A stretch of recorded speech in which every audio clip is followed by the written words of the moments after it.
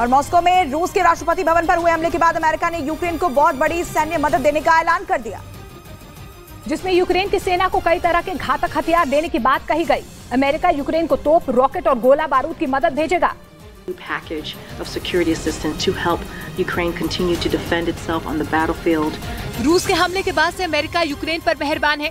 America अब तक Ukraine को सैकड़ों करोड़ डॉलर की सहायता भेज चुका है और इसी कड़ी में अब एक बार फिर से उसे यूक्रेन को 300 मिलियन डॉलर यानी भारतीय रुपयों में करीब 2500 करोड़ रुपए की मदद देने का फैसला लिया, जिसमें 155 mm के हॉवित्जर, 15 mm के artillery rounds, mortar, aircraft, rocket और ट्रांसपोर्ट के लिए ट्रक शामिल हैं।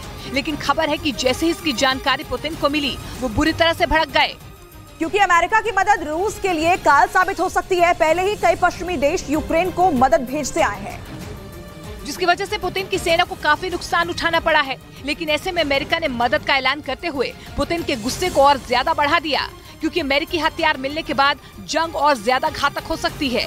पश्चिमी मीडिया का दावा है कि यूक्रेन ने अब रूस पर भयंकर पलटवार की तैयारी कर ली है। वो रूस के कब्जे वाले अपने इलाकों को किसी भी कीमत पर छुड़ाना चाहता है। और क्रेमलिन पर हुए हमले में रूसी राष्ट्रपति पुतिन बाल बाल बच गए। हालांकि रूस के राष्ट्रपति पुतिन को मारने की साजिश पहले भी कई बार रची जा चुकी है। और क्रेमलिन हमले के बाद तो ऐसा लगा कि पुतिन को मारने का पूरा प्लान तैयार था। इससे पहले भी पुतिन को मारने की अब तक 6 बार साजिश रची जा चुकी है। ये दावा रूस ने खुद किया कि पुतिन की हत्या के लिए 6 बार प्रयास किए गए। दावा किया गया कि पिछले साल मई में भी पुतिन को मारने का प्लान था, लेकिन वो किसी तरह बच गए।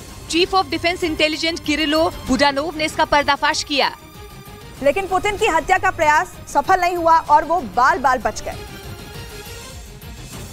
उन्होंने बताया कि साल 2012 में चेचन लड़ाकों ने पुतिन को मारने की कोशिश की थी। उनका टारगेट मॉस्को में पुतिन की हत्या करना था। राष्ट्रपति चुनाव के बाद वो इस घटना को अंजाम देने की फिराक में थे। इससे पहले साल 2002 में पुतिन को अजरबैजान दौरे के दौरान मारने की कोशिश की गई। वहां इराक के एक शख्स ने पुतिन पर जानलेवा हमला किया, लेकिन वो बच गए। बाद में हमलावर को पकड़ लिया गया और 10 साल की सजा सुनाई गई। इसी साल नवंबर 2002 में पुतिन को मारने की एक और कोशिश की गई। इस बार उनकी कार को निशाना बनाया गया। मीडिया रिपोर्ट के मुताबिक कुछ लोगों ने मिलकर सड़क पर बम रख दिया था ताकि वहां से गुजरते वक्त पुतिन की कार ब्लास्ट हो जाए। 2003 में पुतिन को मारने का एक और प्रयास किया गया, लेकिन ब्रिटिश पुलिस के एक एंटी टेरर स्क्वाड ने पुतिन को मारने की साजिश नाकाम कर दी और 2 संदिग्ध हत्यारों को पकड़ लिया गया। रूस के राष्ट्रपति भवन पर ड्रोन से हमले के बाद पुतिन यूक्रेन पर आग बबूला है और उन्होंने बदला लेने का ऐलान कर दिया। ऐसे में आशंका जताई जा रही है कि रूस फ्लैग ऑफ ऑपरेशंस के बहाने यूक्रेन पर बड़े हमले को अंजाम दे सकता है। माना जा रहा है कि गुस्साए पुतिन अब यूक्रेन को सबक सिखाने के लिए किसी भी हद तक जा सकते हैं। रूस की सबसे सुरक्षित जगह माने जाने वाली क्रेमलिन पर ड्रोन हमले ने पूरी दुनिया को हैरान कर दिया। रूस के राष्ट्रपति भवन पर हुए हमले के बाद सवाल खड़े हो रहे हैं कि क्या महायुद्ध के बीच तबाही झेल रहे यूक्रेन के पास इतनी क्षमता है कि वो सीधे क्रेमलिन पर ही हमला कर दे। माना जा रहा है कि यूक्रेन के लिए रूस पर सीधा हमला बोलना आसान नहीं है, क्योंकि ऐसा करना पुतिन के गुस्से को सीधे न्योता देना होगा और फिलहाल वो इसके लिए तैयार नहीं है। हालांकि रूस ने क्रेमलिन पर हुए ड्रोन हमले के पीछे यूक्रेन का ही हाथ बताया और बदला लेने की भी बात कही है, तो दूसरी तरफ यूक्रेन इस हमले में अपना हाथ होने से साफ इनकार कर दिया। अब ऐसे में सवाल उठ रहा है कि क्रेमलिन पर ड्रोन हमला कहीं रूस का फॉल्स फ्लैग ऑपरेशन तो नहीं है, क्योंकि इस ऑपरेशन के तहत ऐसी सैन्य कार्रवाई को अंजाम दिया जाता है जहां एक देश चोरी छिपे जानबूझकर अपनी संपत्ति, आम लोग या फिर सैनिकों के ऊपर खुद ही हमला करता है और दुनिया के सामने ये जाहिर करता है कि ये सब उसके दुश्मन देश ने किया है। इसकी आड़ में फॉल्स फ्लैग ऑपरेशन करने वाले देश को दुश्मन पर हमला करने का बहाना मिल जाता है। फॉल्स फ्लैग ऑपरेशन के जरिए हिटलर ने 1939 में द्वितीय विश्व युद्ध की शुरुआत की थी। कई जानकार मान रहे हैं कि रूस करीब 1.5 साल से यूक्रेन के साथ युद्ध में उलझा हुआ है और उसे इसकी भारी कीमत भी चुकानी पड़ रही है। ऐसे में रूस जल्द से जल्द युद्ध खत्म करना चाहता है और हालात को सामान्य बनाना चाहता है। ऐसे में आशंका जताई जा रही है कि इसी वजह से रूस फॉल्स फ्लैग ऑपरेशन के जरिए यूक्रेन की टॉप लीडरशिप को निशाना बना सकता है और इसके बाद दबाव में आए यूक्रेन के सामने हथियार डालने के सिवाय कोई चारा नहीं बचेगा और रूस दुनिया को ये बता सकेगा कि उसने जवाबी कार्रवाई में यूक्रेन पर हमला किया है।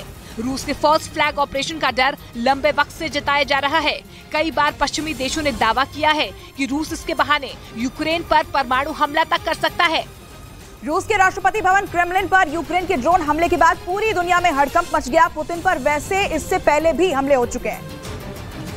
और सितंबर 2022 में पुतिन की कार पर मॉस्को में विस्फोटक फेंकने का दावा किया गया था, लेकिन बुलेट प्रूफ कार होने की वजह से पुतिन को कोई नुकसान नहीं पहुंचा था। पुतिन की सुपर कार भी अपने आप में बहुत खास है। बताया जाता है कि पुतिन जिस कार से आते जाते हैं उसका वजन 7 टन है।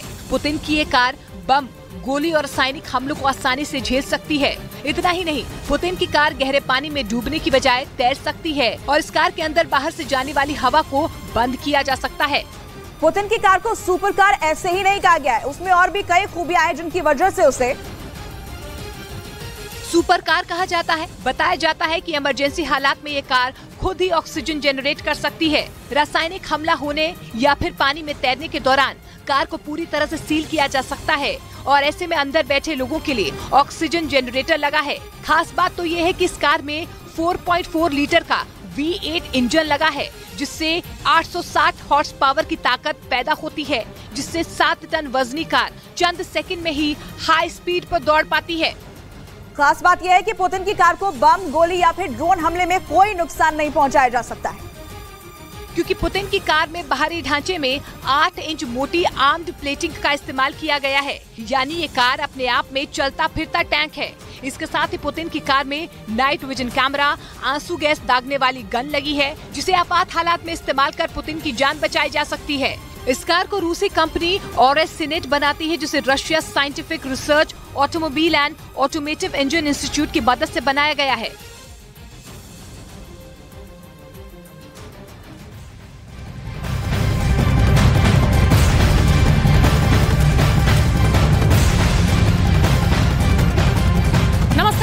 न्यूज़ 18 इंडिया, मैं हूं आपके साथ सपना शुक्ला। क्रेमलिन पर जो कुछ हुआ उसके बाद यही खबर है कि क्या आहट है ये वर्ल्ड वॉर 3 की, क्योंकि जिसके बाद में किस तरीके से हम देख रहे हैं कि यूक्रेन पर रूस ने ताबड़तोड़ हमले शुरू कर दिए हैं। उधर अमेरिका यूक्रेन को लगातार मदद मुहैया करा रहा है, इधर रूस ये कह रहा है कि अब जो मदद करेगा छोड़ेंगे उसको भी नहीं।